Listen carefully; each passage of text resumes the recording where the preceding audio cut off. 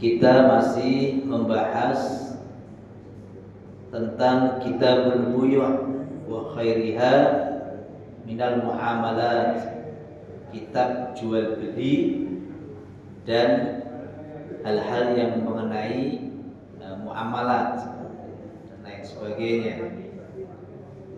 Kemarin kita sudah sampai bahwa jual beli itu ada 3 macam. Artinya jual beli barang. Yang pertama, jual beli barang yang dapat dilihat. Itu yang pertama. Mengenai apa yang harus ditentukan pada barang yang dijual telah diatur atau telah kita bahas kemarin, ya.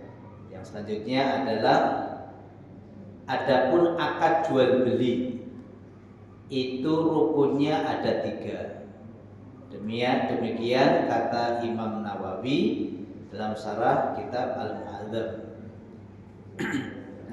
Yang pertama, harus ada akid, orang yang melakukan akad. 1, yaitu penjual dan pembeli.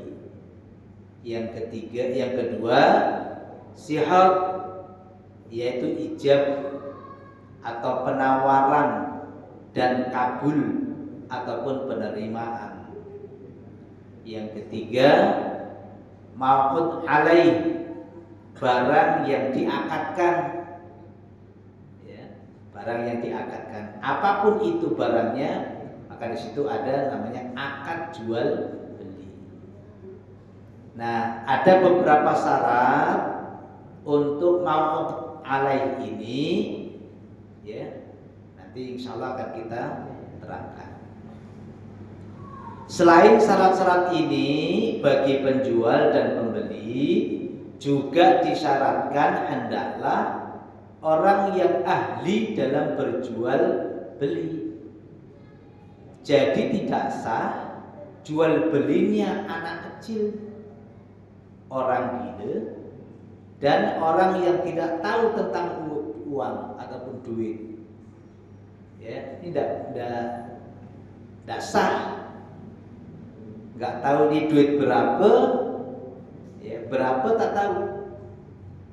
Tapi kadang-kadang jarang orang yang tak tahu duit. Mohon maaf, orang buta sekalipun kalau dengan duit dia itu tahu. Ini duit berapa? Ini 100.000 ke, ini 1.000 ke, ini 5.000 ke, dia tahu. Itu herannya itu. Nah, jarang yang orang walaupun dia tidak sekolah, tapi kalau dengan duit tahu dia. Ya, saya ada pernah ketemu dulu waktu saya tugas di Teluk Nangka, Kecamatan Kubu. Itu ada tukang pijit. Selain pijit, dia dagang pula. Jadi dia tahu misalkan ini barang harganya berapa, dikasih duit berapa, tahu dia. Kurang berapa duit itu, tahu dia. Dan sampai sekarang ini orangnya juga masih ada. Bayangkan, orang buta. Ini Pak Haji Mus mungkin sudah biasa. Ada yang namanya peserta kori kita canet yang namanya Muhammad Ayub ya Ustaz. Nah, itu mohon maaf tunanetra. Tapi tahu beliau jalan itu misalkan dari rumahnya dia ke rumah Pak Haji Mus, tahu dia jalannya. Duit berapapun yang dikasihnya tahu dia. Dia ahli dalam hal mengupas kelapa. Satu hari, ya, ratusan kelapa dia bisa ngupasnya, padahal tidak bisa melihat. Nah, itu luar biasa. Ya. Nah, dia baca Al-Quran ya bil ghaib karena tidak bisa melihat, tapi dia berjalan tahu, apalagi digonceng, ya kan? Berjalan seorang pun dia tahu mana ini jalan yang dilewatin mobil, mana yang harus dilewatin dia pun tahu. Tapi saya tidak tahu apakah dia bisa naik motor atau naik sepeda seorang, saya tidak tahu. Tapi kalau yang di truk nangka, ya kan, itu dia sambil jualan pakai sepeda itu padahal buta, dia bisa. Bayangkan, itulah kekuasaan Allah. Dia bukan memakai mata basirahnya, mata kasatnya, tapi memakai mata hatinya, mata batinnya. Nah, itu. Jadi ya tidak bisa sembarangan dengan orang-orang yang seperti itu. Orang-orang seperti itu kadang-kadang punya talenta ataupun punya keahlian tersendiri. Minimal tukang pijit. Minimal tukang pijit. Nah, bagaimana kalau misalkan jual beli dengan orang yang seperti itu? Ya kan? Selama dia itu bisa membedakan ini duit sekian, ini duit sekian, ini harganya sekian, itu sah. Tapi kalau tidak, itu tidak sah. Pertanyaannya, bagaimana dengan anak kecil? Anak kecil ini dia tahu duit, ya. Jangankan 2.000, 5.000 yang biasa mereka terima ketika nyusun sandal dari jamaah, oleh kita semuanya.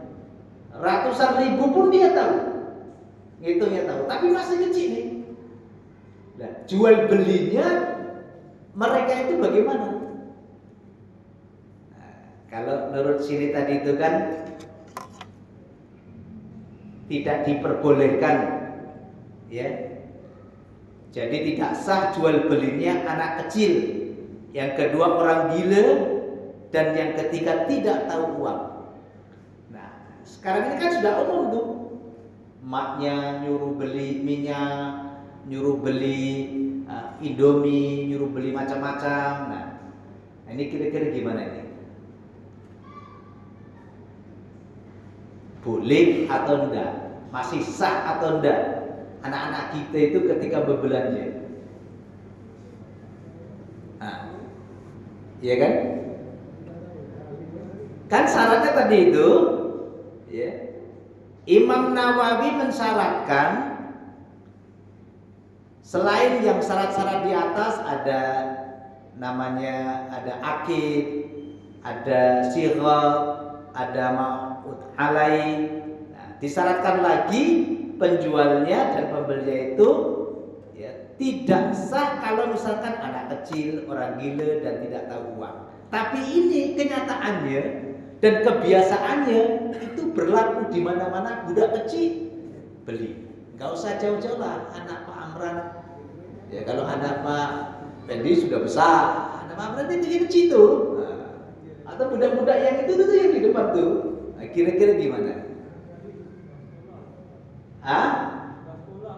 Udah sekolah,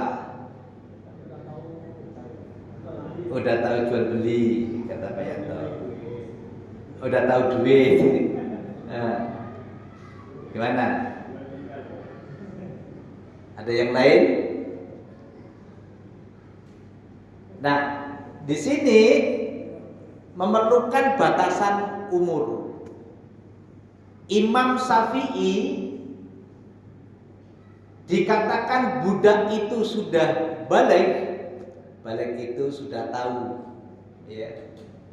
Itu umur kalau budak perempuan 9 tahun atau sudah haid, itu dikatakan budak ini sudah balik. Berarti balik ini sudah tahu dia. Kalau yang laki-laki itu umur 10 sampai 15 tahun. Nah, pertanyaannya, ini anak-anak yang biasa nyusun sandal itu, kadang-kadang dia beli Indomie atau anak-anak kita lah yang kira-kira umur di bawah itu, atau anak-anak yang biasa nyusun sandal itu kira-kira umurnya berapa tahun itu? Ada enggak umur yang 10-an tahun itu? Oh, lebih ya. Kalau lebih berarti sudah memenuhi standar. Tapi imam yang lain, walaupun budak kecil, tapi dia tahu, ya, sudah bisa membedakan mana yang baik, mana yang buruk, sudah tahu yang namanya duit ini berapa, itu boleh. Ya, Bu, boleh. Tapi kalau budak TK yang masih berumur 1 tahun, 2 tahun, nah itu saya tidak tahu apakah dia sudah tahu duit atau belum tuh. Membedakan ini berapa gitu. Nah, ini yang budak-budak kecil seperti itu, kalau yang masih belum tahu duit ya tidak sah.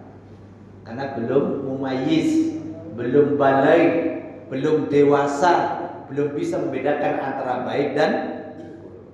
Itu seperti itu. Ya. Ini memang kenyataannya di lingkungan sekitar kita sering terjadi, Ustaz. Iya, betul. Itu macam di kebun nih kan. Saya kerja di kebun nih. Mamanya nyatet nih. Ya. Orang tuanya nyatat. Iya. Beli cabai sekian.